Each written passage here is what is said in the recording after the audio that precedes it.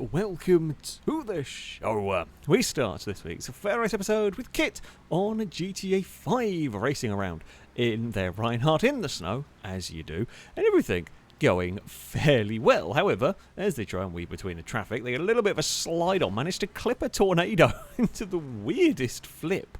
I don't quite know how the tornado managed to look. I mean, it's a great piece, a great landing and carry on, no problem, but I don't quite know how the car managed to end up in such a twist.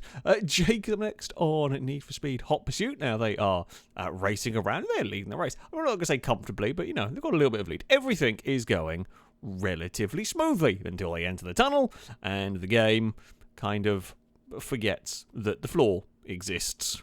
That's not what you need. It's not what you need at all. That's going to ruin your race a bit.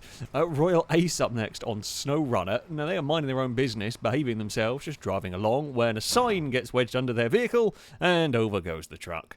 Yep, but I don't know what truck this is. I don't know if it's a mod truck or what it is. I haven't played Snow Runner for a while. Weird looking thing, but yeah, it turns out one little bit of debris underneath it, and that is the end of that load.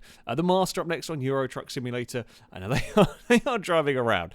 And as they head towards the depot, they wait to let another truck out. That truck forgets where they are, what side of the road they are supposed to be on, and straight into the nose. Now, if it just crashed and stopped, there's one thing, but no, the crash led to the truck we're riding on board with flying through the air and landing on the hilltop.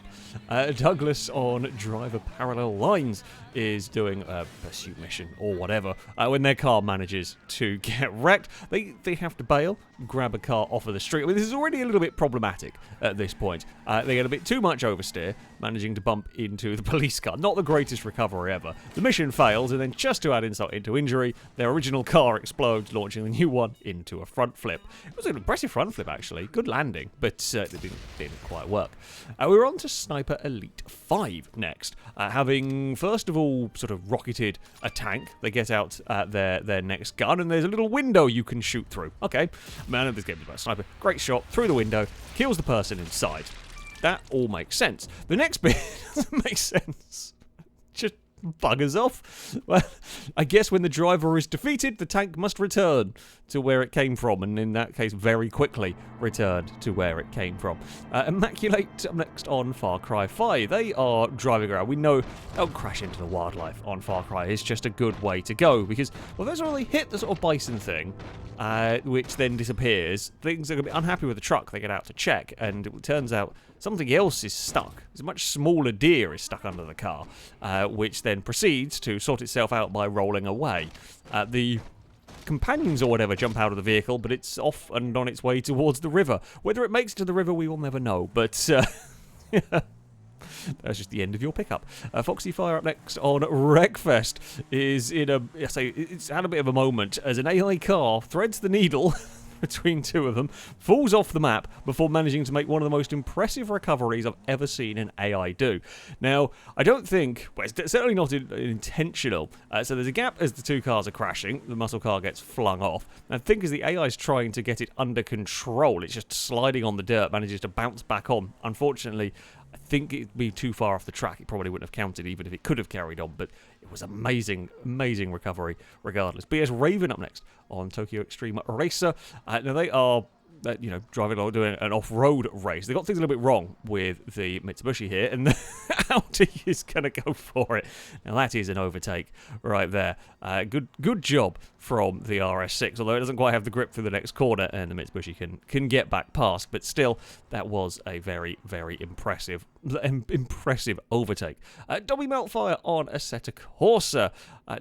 Racing at Silverstone, I presume sort of some mod cars and whatnot, and, well, at times, the Silverstone sausage curbs are mean. The Corvette does its best motorbike impression, gets away with it. I mean, it's a long way up onto its side, but comes crashing back down and does manage to survive. That, the car we're riding on board with, can go around the outside and keep that position, make the most of all of that. As we head through the next couple of corners, we're not done. We're not done with vehicles doing their best to try and fall over around the next turn. Up ahead, one of the, I think it's a Challenger Trans Am car goes over, and then another one goes over for good measure. Curbs are mean. The sausage curbs are particularly dangerous around here. There's 3 cars in almost as many corners that have had issues. Just downright dangerous. And finally, Digby Caesar on Beam NG Drive. Now, they are playing one of the sort of downhill survival maps. Right? Now, we've done various ones of these. They are often highly, highly entertaining. This may be one of the most impressively lucky runs I have ever seen. So the first jump only just got enough speed. They clear it. They get away with it. On to the next jump. Maybe a little bit too much speed over there. It's a bit of a hard landing. Nothing terrible. Starting to twist a bit in the air now, not what you want at all. But the truck is still okay. It's a little bit battered from all of this, but it gets away with it. They try to slow it down, so they're not going as fast, and it goes wrong on the landing, and now we're starting to tumble. This is where things that normally go terribly wrong, and where your vehicle will be killed. This one manages to amazingly sort of launch it. It was rolling, I don't know what it hits. It hit something enough to launch it into the air to clear the jump before landing back on its wheels, back pointing the right way, despite the fact the front end is smashed up and a bit of the steering doesn't really work properly anymore. And then we can just carry back on. I say as if nothing has happened. It even flies better over the next kind of jump than you could have expected. It's a bit of a bounce from the hill, which you don't really want. They again get it back under control for the next part. Can land that, clonk the wall a smidge, but it will get astonishingly to the bottom of the course. It's one of the most remarkable survivals I've ever seen. Down one of these is a great job. A very lucky truck. And still all in perfect working order. I mean, a bit of the steering's bent, but that's sort of the worst that happened. But here we go. That is going to be it for this episode, for this video. If you have clips you'd like to submit to this series, you can via a Google form. They'll link to it in the description. All the rules and how it works can be found on there.